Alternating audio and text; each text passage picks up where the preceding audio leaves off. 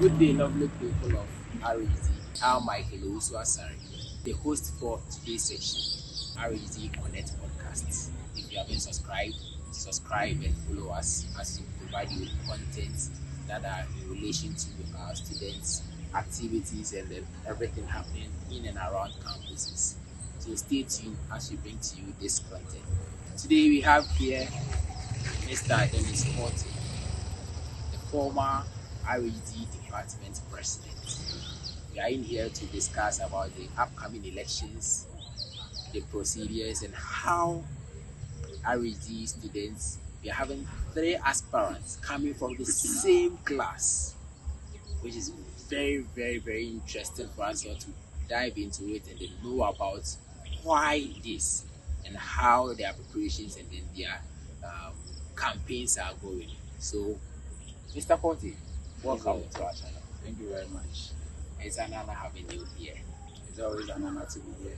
Yeah, start to look into the upcoming elections. I hope currently you are aware people campaigning about making all promises as their vetting just ended. Yeah, sure. Yeah, so we would want to hear from you. You being the outgone president and seeing 3 aspirants from the same classroom. What's your take? What do you think is the thing that you have seen that is triggering them to aspire for this very portfolio? Thank you very much for the opportunity given me. So, as rightly said, the name is Mr. Forte Dennis, and also once the president for the good people of RHD. I'm currently serving as the presidential advisor to the president of the biggest faculty in West Africa, Faculty of Social Sciences. So, the election is boozing already, campus is getting excited, and you could feel the breeze of election, and you could see students, leaders who are very poised to come out and display the abilities and the capacities they have when it comes to governance. And I'm very excited because for the very first time we're experiencing something in our association for a very long time now, especially when it has to do with the presidential aspirants. And having 3 aspirants this very year, it's really a great addition to the association because in a way it's increased the level of competitiveness and also the level of interest that students put into leadership and also to think of it, the department at large. The most exciting thing is that all of these aspirants are from the same class or they are all the same year groups. That makes the conversation and also the process is very exciting because definitely all the aspirants may have their strong team which may also come out from this same class or year group. So it introduces some level of tension as to who is behind who, and most importantly, who is genuinely and fairly representing an aspirant and fairly and also committed to the aspirant. So personally, I think it's a very nice thing, and it's also a very nice way to push people, let people know that this is the time for us to elevate our association. And these are ways that we elevate our association. When students realize the need for them to step out of their comfort zone and step into the corridors of powers to represent the student body. And I know that they are all great leaders with great policies. And when they are given the opportunity to serve as student leaders of the association, they are going to do fantastic well. And I believe that it's a great step that they have taken. And it's equally stem from the great work of the previous leaderships. I believe that if the previous leaders are doing well, all of these aspirants are testament of all of this because their effort is what gingered them to also step out to also contest for this very portfolio. So I think it's a great addition for the association. I believe that we have a good step ahead. That's great. So as you rightly said, let me ask, do you personally think that all these aspirants are being inspired out of the great work that their previous leaders did, or is because they have identified 1 or 2 loopholes that they want to fill? Personally, if I were to ask. Okay, so this issue And most definitely, people come up with new policies. People have vision for which they contest for a portfolio. So definitely there may be a loophole somewhere in the previous administration that they may seek to address, while they also introduce their new idea or new policies. So it could be one of the factors. But I also believe that the works of the leaders, because we have been in the association for some time now, and we have once known how dormant, electoral processes has been for the past years. But for the past 2 years, we've seen the level of changes, and it's really encouraging the students to come up and also find themselves in this portfolio, because the previous leaders have set the example, they have made the path clear, and it's really attractive to the student body, and they wish they could also continue with the good works of the previous leaders. So I believe that these two options, it may all form part of the factors that the aspirants want to come up in their numbers to contest in this election. So meaning it's out of their willingness to make the department great as we are all seeking for. And then also maybe they have indicated one or two errors that they think they might need some changes or updates. Okay, that is very fine. So now let's specifically speak about the students coming from the same class.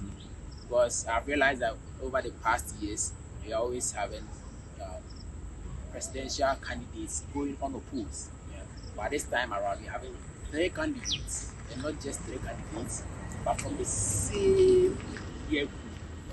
And it's kind of something that we need to discuss. We need to get into details about what is actually happening. Sure. Is it like they just want to battle themselves, or they have the strength that they think they are? They possess all the qualities that is expected of a leader to stand in for the necessary changes. All right. So for the past years, we realize that when it's time for election, aspirants mostly go on the polls. And this has happened for the past 2 or 3 years now. And we are very happy that this time, when it comes to the presidency, there's not something like on the polls. And as mentioned earlier, seeing these people are coming from the same class, it raised some level of competitiveness, and also because it's also the same year group, the team that comes to back these aspirants, most of it will also come from the same class, and this brings some level of division among even their colleagues, students in the class. And not to pick sides, although they are all in the contest, but the bigger picture has to be seen. That is the betterment of the association. It is very important to enlighten the student body that you may be competing for a portfolio, but this should not entirely lead you to become enemies as even opposition. No, because after the election, you still see yourself as colleagues and not enemies. So maybe it's a very nice thing for us to experience, a very, very nice show for us to experience, especially having these 3 coming from the same class. And I believe that in as much as they are all coming from the same group, they should be able to understand their differences, work with their respective teams, and at the long end, there shouldn't be anything like a banter between them, because we have seen cases that people have stepped down all because their colleague was coming up as president. In my time, it happened. There were people that were willing to even contest, but when some of us show our faces, they try to step down. And these people, they have tried their best.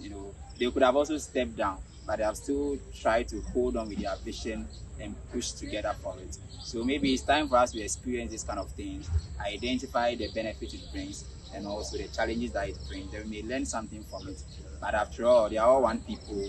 They have to fairly and positively fight hard for what they want, run their campaign processes appropriately, and also ensure that there is peace among their team and also other camps for the betterment of the association. All right, so speaking about the association, I think that all these leaders that are moving up now is looking at the betterment of the party.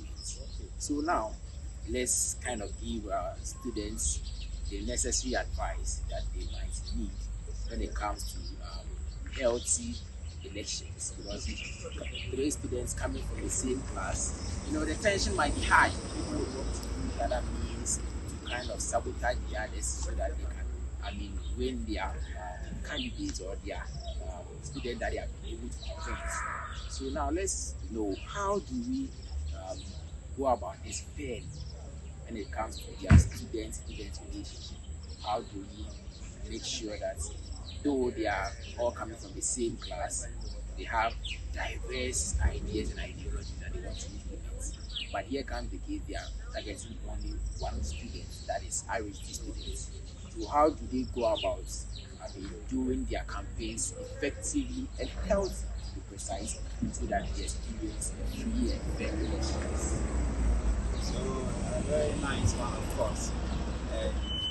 Election is all about your level. Every individual has his value. So during moments of elections like this, people try to even compromise on their values just for the benefits of what they want. But it's very important that amidst all of these things, we still hold on to our integrity. These should be leaders that should be proud of themselves. They should be leaders who should be known that they didn't win by manipulation, or they should be remembered for that. These are leaders who did not win by manipulation. They won through the right standards and the right approaches. So people do various things for the benefit of themselves or to get to the corridors of powers. But what matters is that you have to know the essence of holding on to your values, because these are the same values that will keep you in the administration until you also hand over.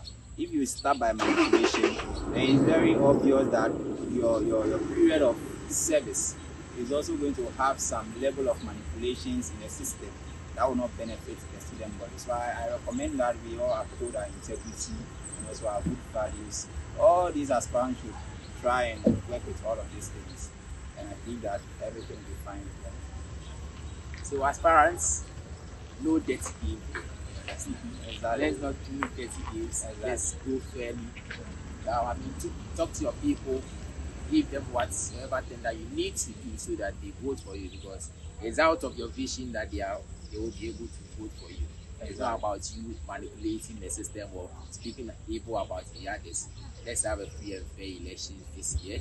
So, Mr. Porte, we would want to end here, but any final words for the aspirants? Okay, so my fellow aspirants, I want to just pose this question to you: that do you want to be remembered as a leader who won by manipulation, or want to be remembered as a leader who lost with integrity? This is the question. As we embark on our campaign, let's know that whatever results that comes out, this is not the end of our political journey.